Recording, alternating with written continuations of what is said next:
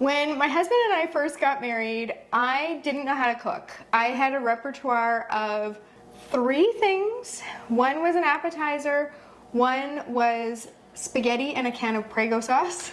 Very creative. Very elevated. And the third was a vegetarian macaroni dish that the macaroni noodles cooked up right in the can of tomatoes in your oven. It's very, very simple. I had no skills. And he married me knowing that, so it wasn't like it was like bait and switch or anything like that. But we actually moved away from family that first year. We went and we were living on Vancouver Island, which is incredibly beautiful, but we were quite isolated because way back then, I'm a little older than some of you watching, and so way back then, long distance phone calls cost a lot of money. They did. It was expensive to make phone calls. And there was no texting, and the internet was a thing. Certainly no video calls. Definitely no video calls, and you could search things up online, but not the way you can now. It was more like you would find them in forums. Right. So it wasn't so much recipes. You couldn't look on YouTube to find a video of how to cook. There was no YouTube. No. So my husband came into our marriage knowing how to cook one thing, and that was stir fry. Funny story. My husband also came into our marriage only knowing how to cook one thing, and it was a stir fry. There you go. Isn't that funny? This is like kind of a universal thing. And he made it with the fat noodles, like the Shanghai noodles. Mm-hmm. It was the first time I had ever had. We call them fat noodles at our house because I prefer chow mein and they're the skinny noodle. Right. And it was the first time I had ever had fat noodles, and I did not like them, and 20 years later I still kind of don't, but they're his favorite. And so yes, isn't that funny? Stir fry. Stir fry it is. Mm-hmm. So I thought, as a little bit of a throwback, we would share some stir fry recipes with you today. But the thing is that my stir fry ability has come a long way since then. And along that road, I discovered stir fry packs, or stir fry kits, you can call them, which is when you take all the things, toss them into a bag or several bags, get them in your freezer, and then on the day you go to make it, everything is already cut, your sauce is already made, everything is ready. And even though stir fry is already pretty easy, we've just simplified it even more. You say it's pretty easy, but there can be a lot of chopping. Like, it can take a long time to totally clear out a pepper of its seeds and chop it all up and peel the onions and to cut broccoli or whatever you are putting into your stir fry. It can be a lot of work, and to have it done ahead of time is like primo. Exactly. So we're going to take all of that prep work out for you. Well, we're not going to take it out. We're going to make it so that you do all the prep work on one day and get 5, 10, 15, or 20 stir fry kits made and in your freezer, so that over the next 3 months, because generally freezer meals are good in your freezer for about 3 months, you can have a stir fry whenever you want without even taking out a cutting board.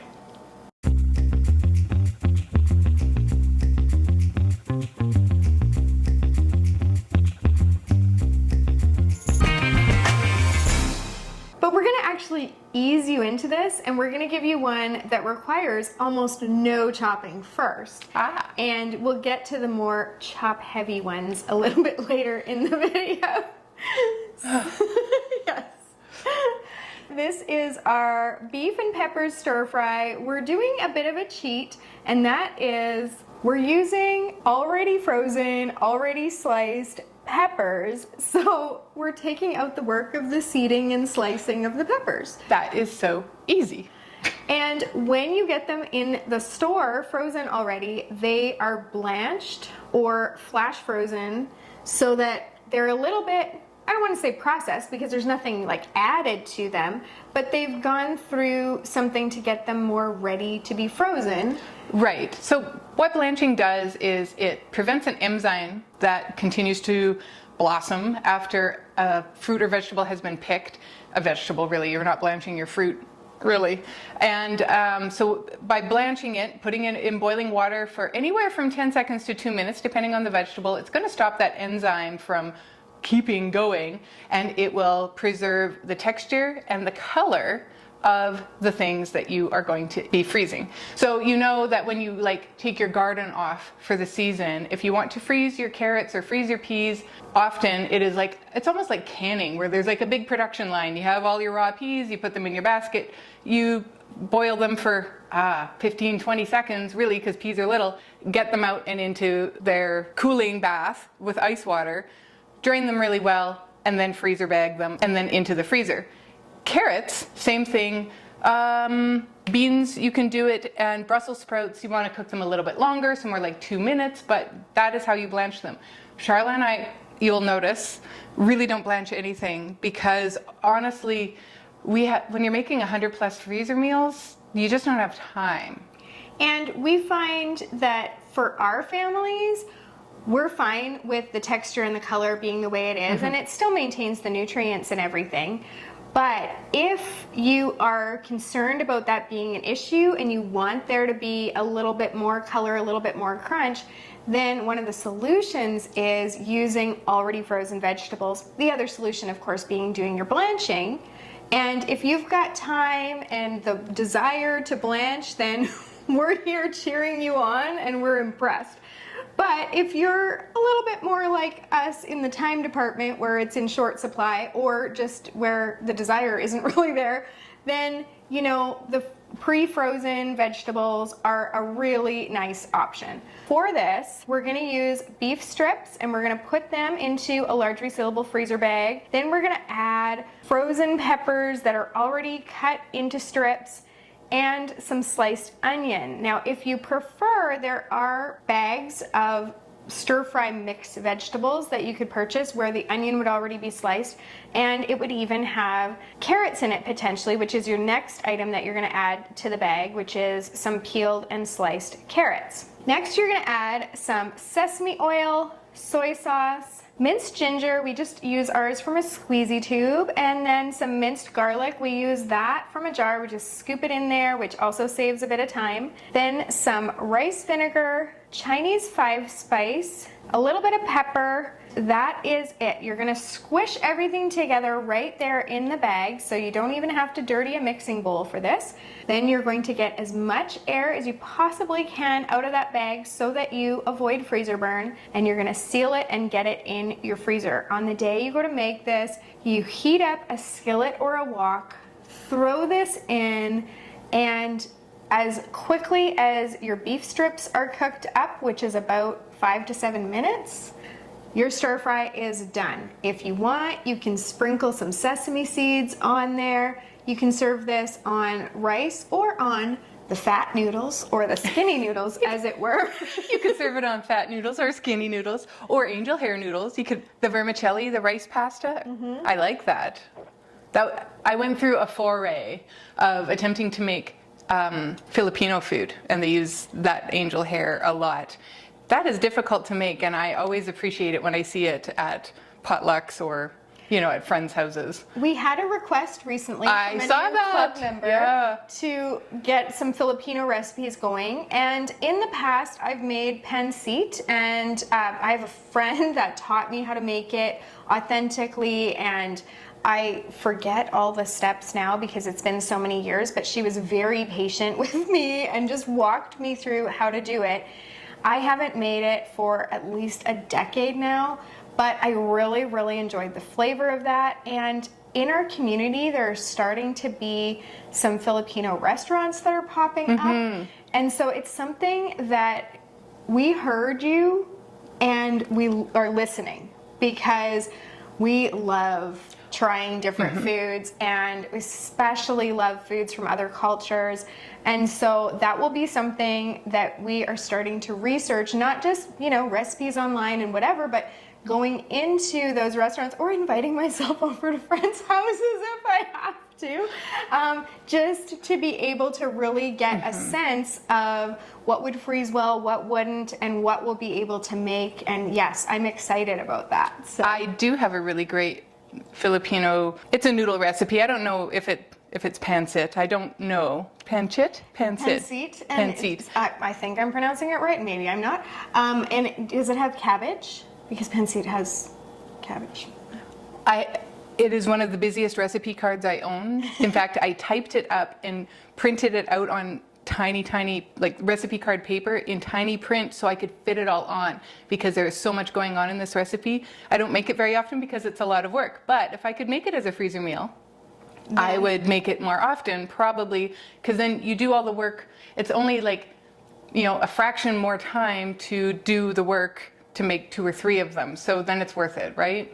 Or 4, because then your neighbor can take 2 home and you can take 2 What a home. great idea, Charlotte. This next recipe is beef stir-fry bags, and you will find the recipe for this down below, or you can find it at freezermeals101.com. And it's going to be similar because it's beef to the other one that Charlotte just mentioned, but again, it is a little bit different. The stuff in it is different, the sauce is different, and here we go. In our large freezer bag, we are going to add your beef strips, some frozen broccoli florets, some sliced red and yellow peppers. If you want to slice them yourself, go ahead. If you can find them frozen sliced, you can add those instead. Sliced onion, some minced garlic, we just use ours from a jar, a little bit of pepper, some dry mustard, some oyster sauce, soy sauce, orange juice, water, and more salt and pepper to taste. We're going to mix that around all in the bag so all of our ingredients are evenly distributed. We're going to get the excess air out of the bag, seal it up, and freeze it. On the day of cooking, you are going to allow this to thaw, and then you are going to heat this in a skillet on the stove top. Now, you are going to want to thicken this sauce. There's quite a bit of sauce with this one, and how to thicken it is to either add cornstarch directly to the sauce right when you start while all your sauce is still cold, or if you have forgotten, like I almost always do, you're going to mix a couple of teaspoons of cornstarch in some cold water, mix it in really well, and then dump it in and allow the sauce to thicken. And once that is thickened and your beef is cooked and your vegetables are ready, you can again serve this on rice, serve it on whatever kind of noodles that you like, and the orange juice honestly is the game changer for me in this one because it just brightens it so much.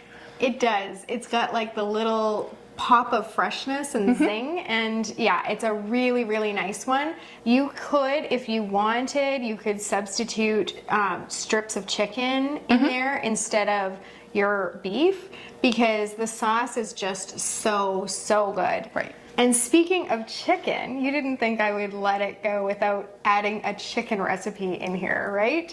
So we've got our chicken stir-fry bags, and these are so nice. And again, on the day of, they just cook up really quickly and you can have a really balanced meal in minutes. For this, you're going to cube your chicken and add it into your freezer bag. Then in a bowl, you're gonna mix together some chicken broth, soy sauce, a little bit of brown sugar, some sesame oil, sesame seeds, minced ginger, again from that squeezy tube, some minced garlic, and red pepper flakes. You can add more or less depending on your spice tolerance. Then you're gonna pour about a 1/4 cup of that marinade in with the chicken and squish that all together to coat the chicken so that on the day that it's thawing, it'll marinate nicely. Then you're going to get your air out and seal that bag. Then you're gonna pour the rest of the sauce into a quart-size freezer bag and get that one sealed up. In another bag, you're gonna add in some sugar or snap peas, peeled and sliced carrots, sliced red pepper, and some fresh or frozen broccoli florets. You could also substitute in whatever stir-fry vegetables you enjoy most. I'm allergic to broccoli, so in mine I would probably substitute cauliflower for the broccoli, but whatever you love in your stir-fry, you go ahead and put that in your vegetable bag. You could even do some sliced cabbage if you like. Then you're gonna get all your bags sealed and you're gonna staple them together above the seam. That way you'll have everything you need all together. You'll be able to find it. Nothing will get lost in your freezer. On the day you go to make this, you carefully take your staples out and throw them in the garbage. Yes, please do that. And then heat some oil in a skillet or a wok. You're gonna dump in that bag of marinated chicken. Just, a few minutes, stir it around, and then you're gonna add in the sauce and vegetables and let those cook another like 3 to 5 minutes. You just want to cook it until the chicken's not pink anymore. Usually we tell you to check your chicken with a meat thermometer, but because these are small cubes, that's a pretty tough call. It's a little tiny. So we're just gonna suggest that you check and see, you know, that it's not pink anymore. And that's it. Again, you serve this on whatever you like. Rice, cauliflower rice, noodles, you know, your choice. Okay, so with the staples, we haven't mentioned in a really long time that it's important to take the staples out and throw them in the garbage carefully. And we haven't had anyone complain that it's been an issue, but I did want to mention it because in the past, we've even had someone not be able to find a staple and use a magnet to go through the food to locate get a hold of the staple and then throw it out, because obviously it's not safe to be ingesting staples. Please do not eat the staples. So it's an important step to take the staples out, toss them in the garbage, and then go about dumping your meal into the skillet or the oven or, you know, whatever it is that's going to actually cook it up, or the slow cooker. You need to know where your staples are, is what we're saying. Please keep track of your staples. Now, for all the years that we have been doing freezer meals, which is over 12 years, by the way, and all the times that we've stapled the bags together, that has actually never happened to me where I've lost a staple and somebody's ingested a staple. Have I lost staples? Probably, but I just had in good faith that they weren't in my food and I carried on. I just never gave it much thought. But when we did get a comment a while ago, and that had crossed my mind, I'm like, that's right. You could totally eat that if you're not being careful.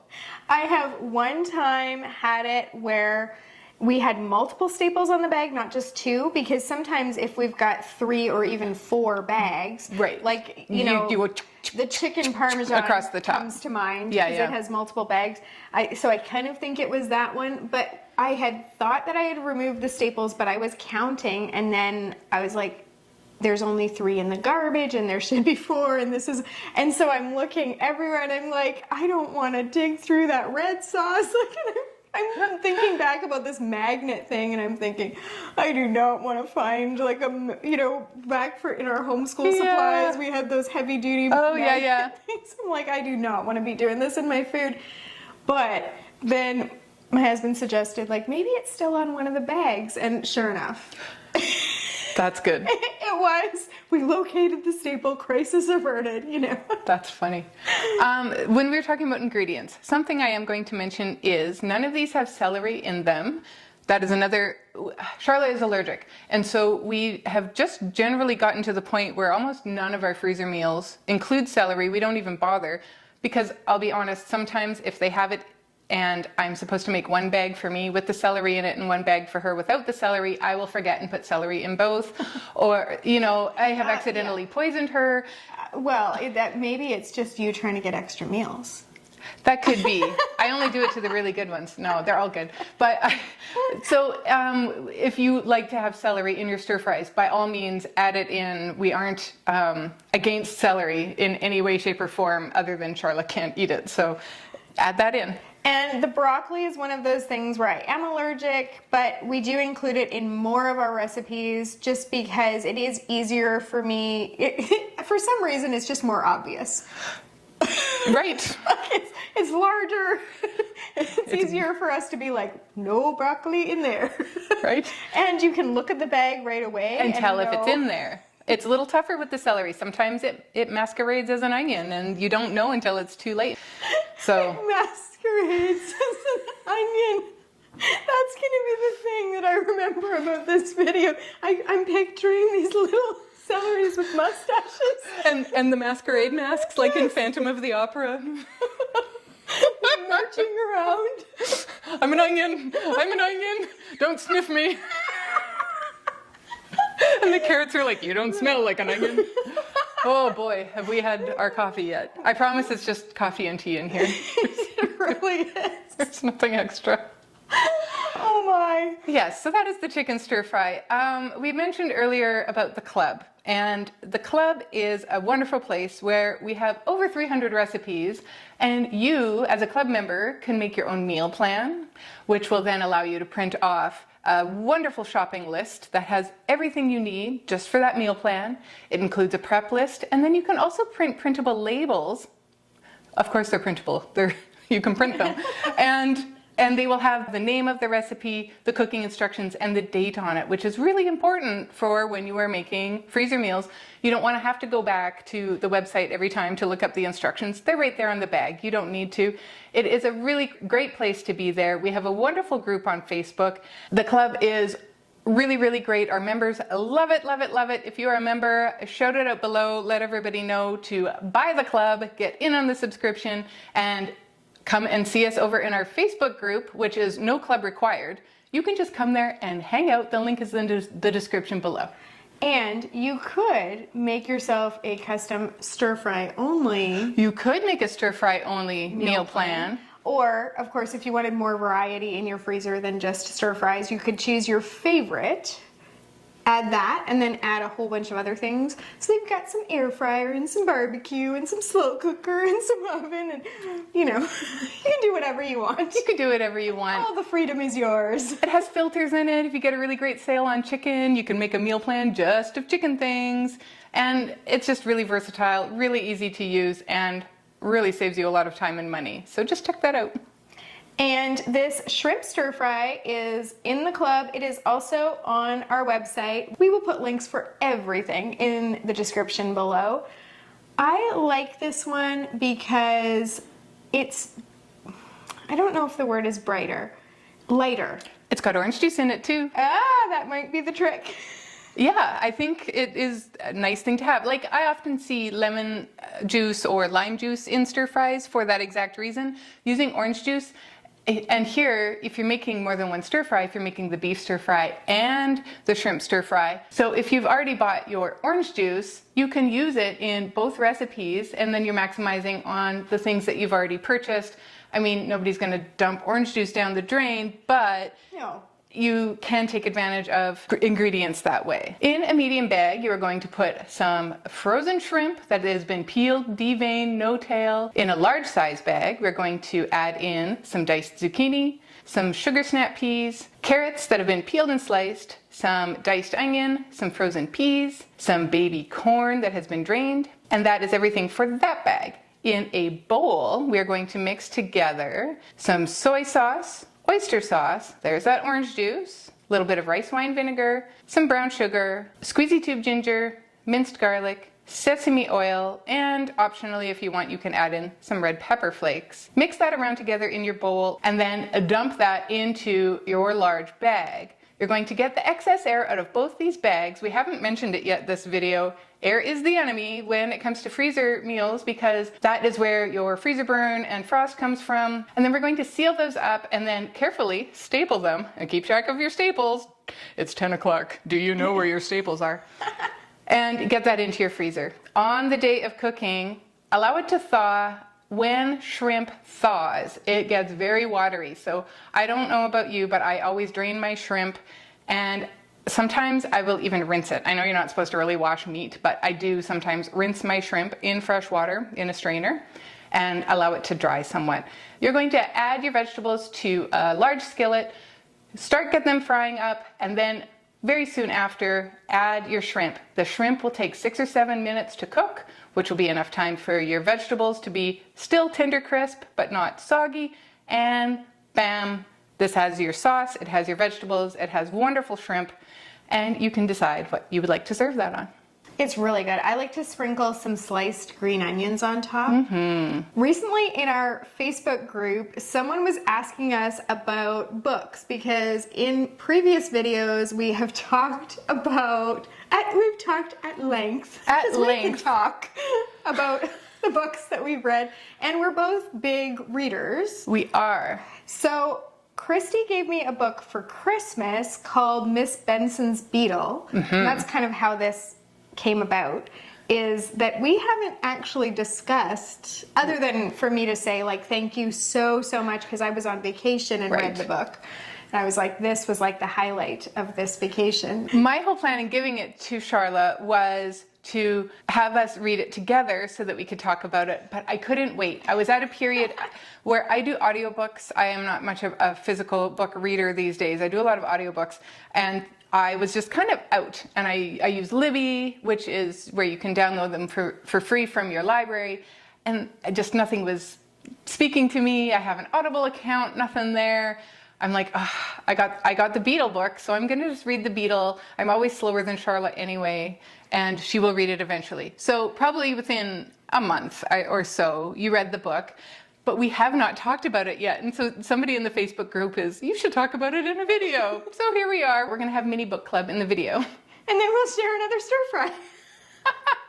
Okay, so I brought down, because I am a physical books person, and actually this year I have been reading more prolifically than like the last 5 years combined. But this one is the Miss Benson's Beetle that we're talking about right now.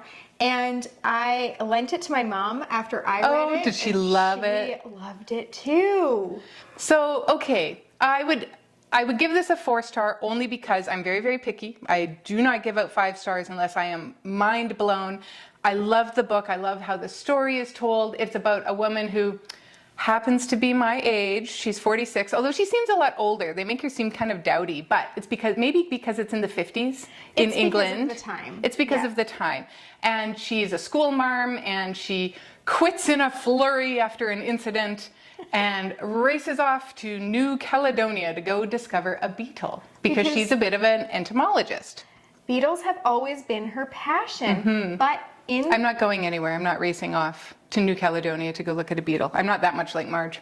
No, but in that day, women were not. They didn't travel alone, and they didn't as entomologists or entomologists. And so the reason why I would give it 4 out of 5 is because ended up being a little predictable. Like it was very obvious that, you know, some of the people that she had interviewed to be her assistant to go would maybe make a later appearance. So they lined it up for a T-ball, but it was not any less enjoyable, even though I knew. It was not any less enjoyable. Lovely. It was a lovely book. I also gave it 4 stars.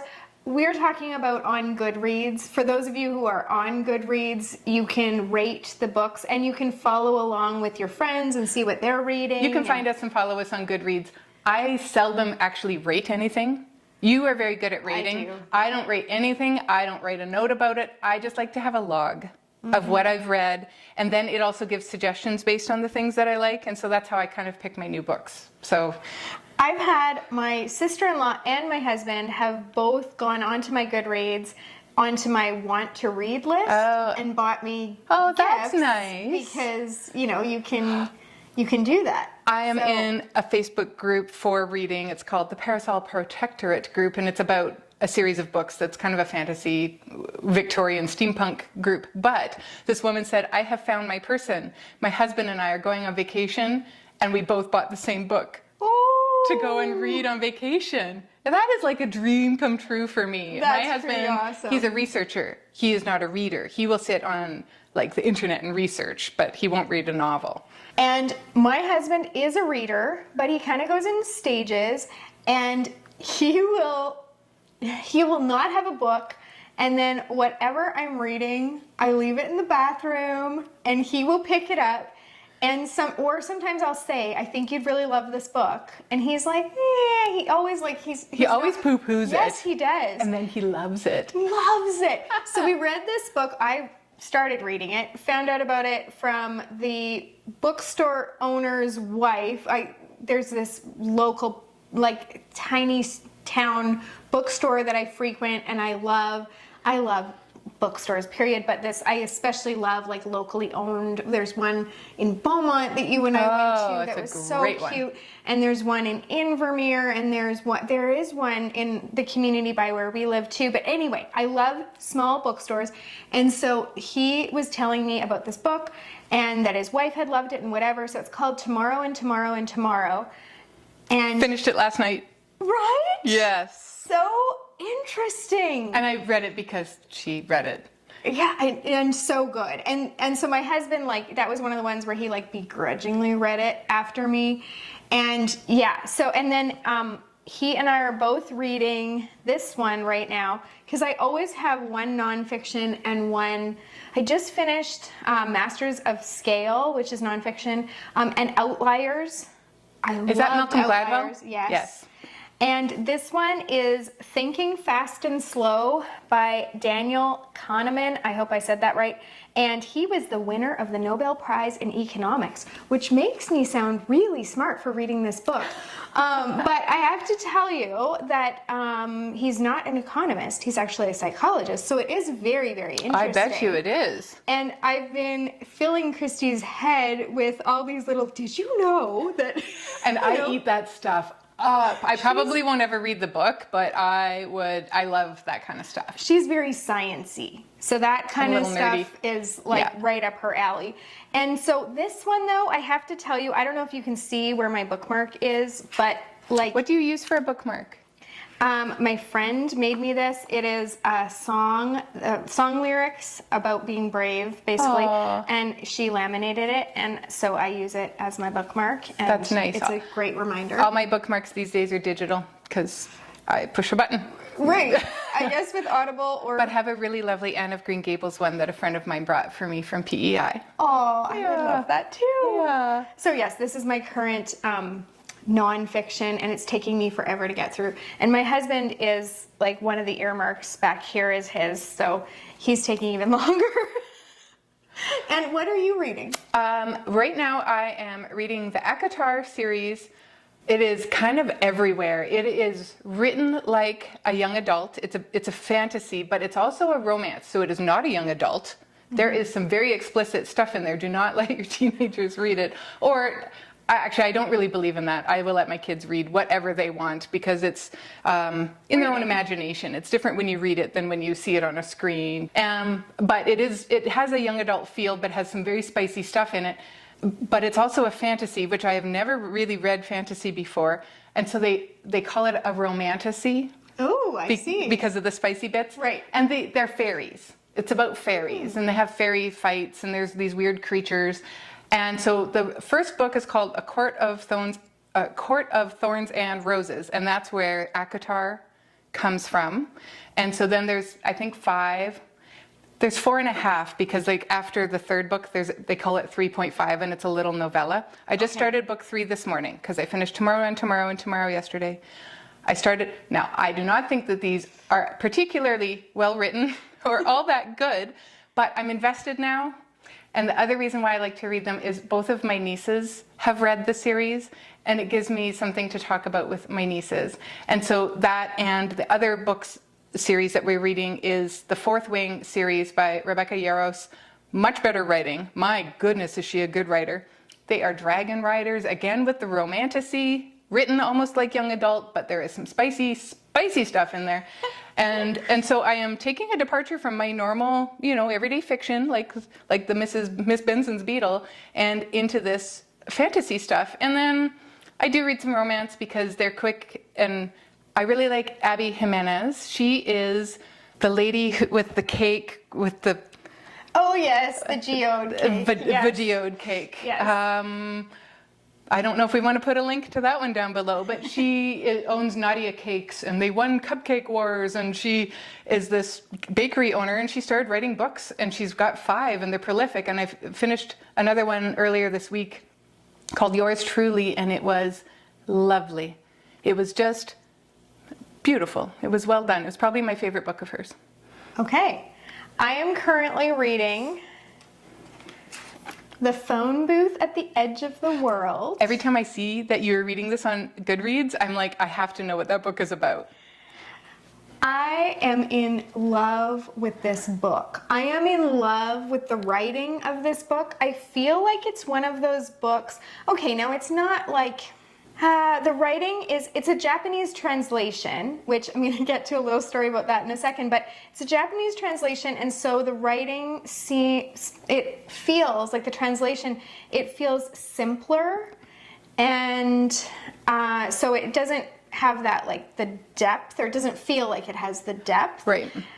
But It's so beautifully written. Now, what it's about is it's not a true story, but it's based on an actual thing, which is a phone booth with a disconnected phone receiver that is in a garden in Japan, that after the tsunami, people would go and they would pick up the receiver, and because of the location of this phone booth, there's a wind that it doesn't really come in gusts, it's kind of constant.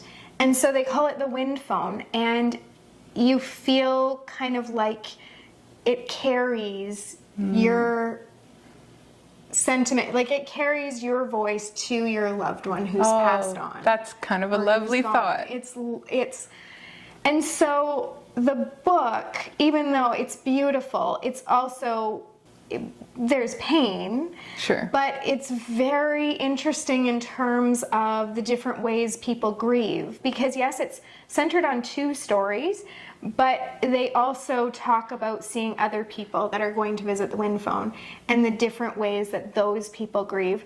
And then there's even things about, you know, books on grief and how different cultures deal with grief. And so I have little, like, I don't ever really do this to books. I mean, not that often, but I even have things where it was like passages were so well written or so like grabbed me so much that I earmarked them. Like, okay, he's talking about how he remembers his mom being in constant dialogue with his dad. His dad has since passed on, but this is how he describes his mom talking to his dad. She would pour the overflowing bucket of her day out onto the table, and he would search through the sand, turning over every microscopic fragment of shell until she was happy. Oh. Can you imagine someone listening to you like that? That's beautiful. Isn't that okay? And then this morning, I found this thing that I read this morning, and I want to read it over and over. It says, if someone had walked into their kitchen on one of those mornings, they would have concluded that happiness runs in families. Aw. Aw. Right? I think that's true. I think happiness does run in families.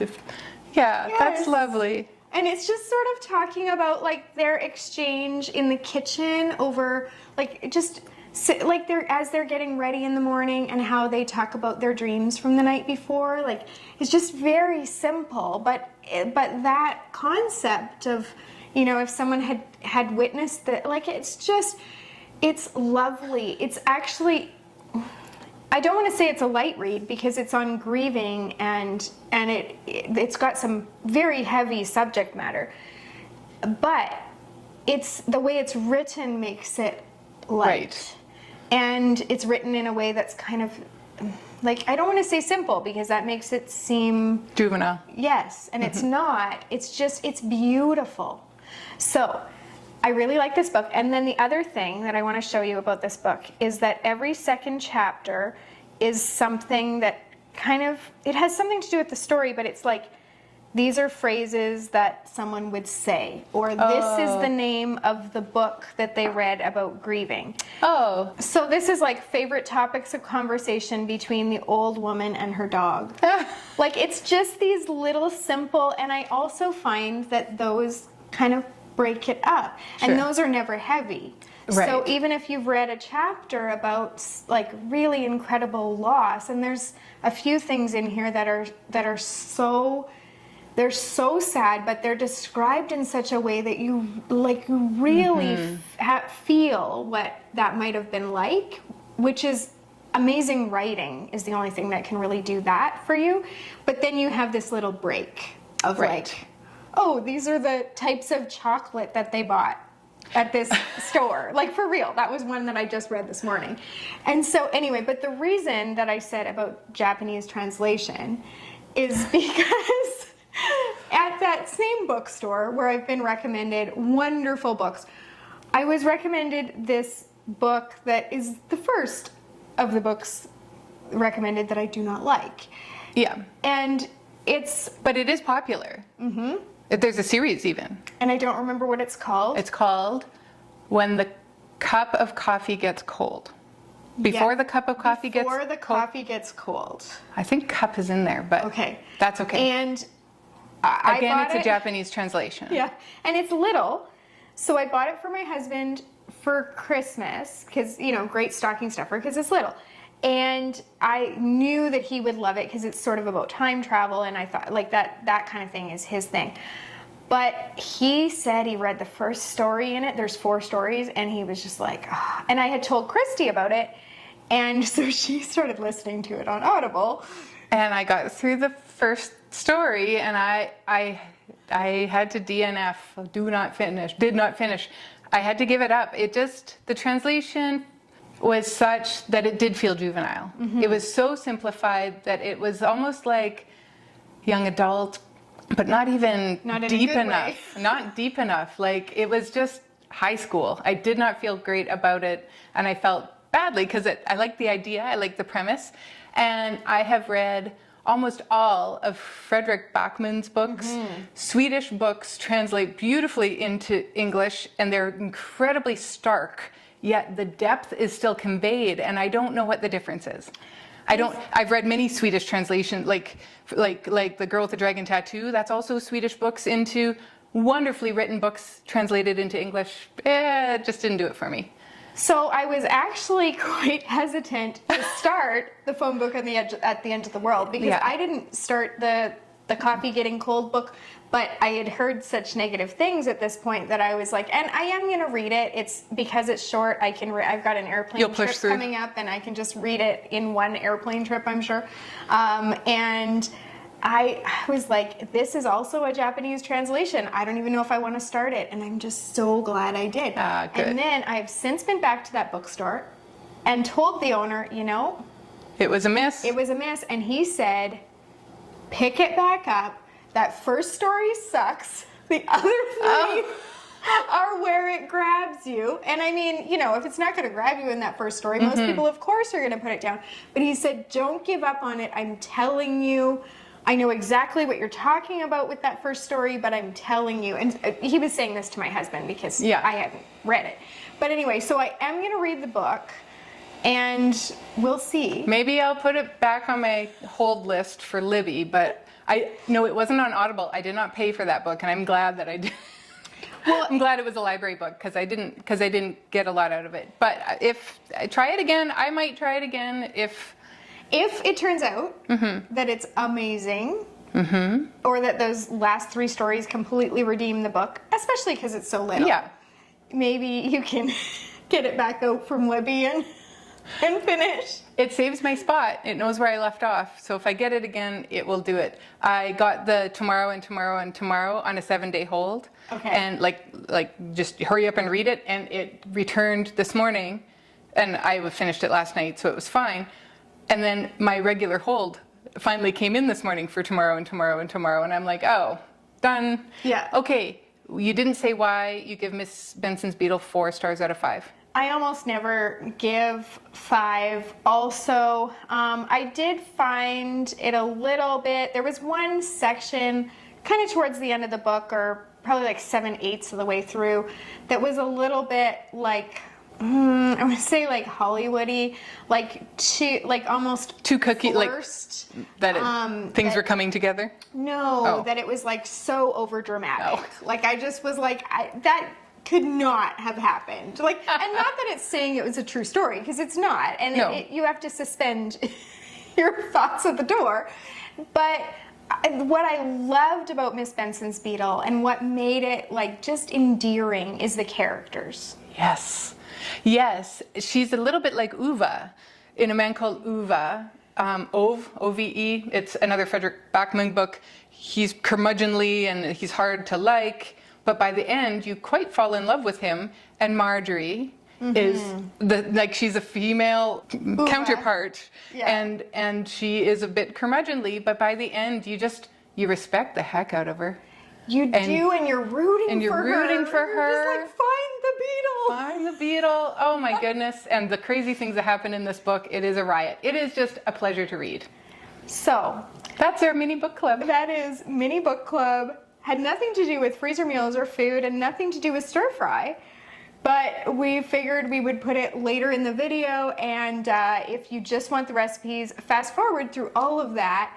And if you came for the chit chat, because I know some of you do, then you have been part of our little mini book club here. I'm sure we will talk more about Miss Benson's Beetle, because it's hard to do in front of people. We don't want to give spoilers. Yeah, we do not want to give spoilers because you might want to pick this book up yourself. Because I'm really close, I would say I'm like 2 days away from finishing The Phone Book at the Edge of the World. I'm going to be picking up another book, and Christy has constantly got the audiobooks going, so we will discuss future books in future videos.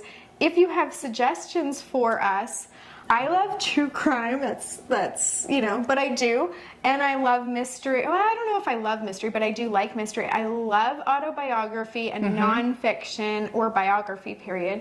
The fiction, I love a really well-written book. The writing has to be good. Has to be good. Yes. No, I am the same as you. I don't do the true crime so much. I like a nonfiction. I like biographies, and I do like romance because it's light, it's easy, and it's not, I don't know, it's just a distraction, and it's fine. I am kind of enjoying these little romantic-y fantasy books that I'm reading with my nieces, but it also gives me something to connect with them. Like, and that's so nice. They're 18 and 21. What do I have to talk about with them? But I can talk about these books, and so I really love that. There is a bookstore in Edmonton that has just opened, and it's called The Book Boudoir, and it is a store just for romance novels. It's a cute name. They're on Instagram, Book Boudoir YEG or something, and it is very, very cute. So I am going there with my niece the next time she's in town, and we're going to have a field trip at the bookstore. I love that. Yes. Some of my kids have gotten my love of reading, but not all of them. Well, yeah, my daughter doesn't read much. My son listens a lot. I share my Audible with him, or I'll share my Libby with him, and he will listen. Like, he loved Project Hail Mary.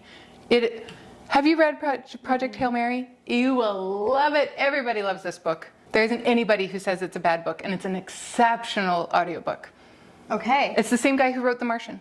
I've only listened to 2 audiobooks in my life. One of them was the Viola Davis book. Okay, I can't say that. I've tried to listen to many audiobooks. I have only been able to get through 2. One was Viola Davis's biography, and the other one was The Girl Who Loved Tom Gordon. No. Yes, you listened to that in the car, didn't you? No. Oh, I did. That was a Stephen King one. I know. But no, like I would listen to this. I do read a lot of Stephen King. I love horror, but his isn't really all that horror. The Hiding Place. Okay. Corey Ten Boom. So. Oh, I did read that. That was good. It was a and I great think I audiobook. physically read that. I don't think I listened to it. I think that was one of the last books I physically read. I was in the hospital. I had my gallbladder out, and I had that book. Yes, that's when I read that book. That was 14 years ago, because my son was born right before then. Yeah, we both enjoy Stephen King. He's a good writer. Like, I can't always do the extent of the horror, so some of them are beyond what I can handle. What you're comfortable with, yeah. But the writing is, and his character development, man, you know, if you're looking for a good book, whether or not you are interested in writing, Stephen King's book called On Writing is excellent. So, and interesting. It really, really is. Okay, we could obviously talk about books much more than we could probably talk about freezer meals, which is hard to beat.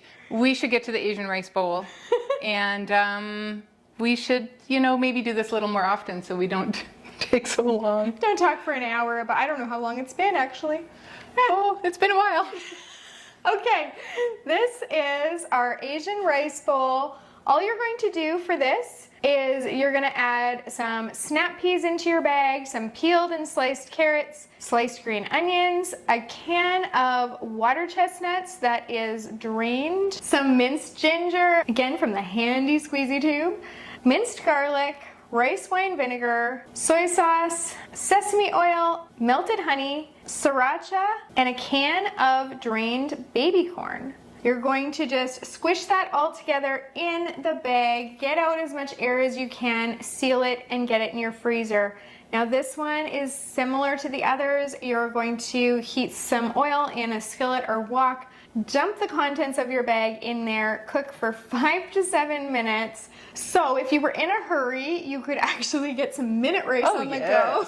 So then in 5 to 7 minutes, you've got your full meal already done. And one of the things I want to encourage you is, if you've been listening to some of the ingredients here, then you heard things come up more than once. You've heard sesame oil and soy sauce and rice vinegar and orange juice and those kind of things, but you also heard things come up like carrots that are peeled and sliced. Right.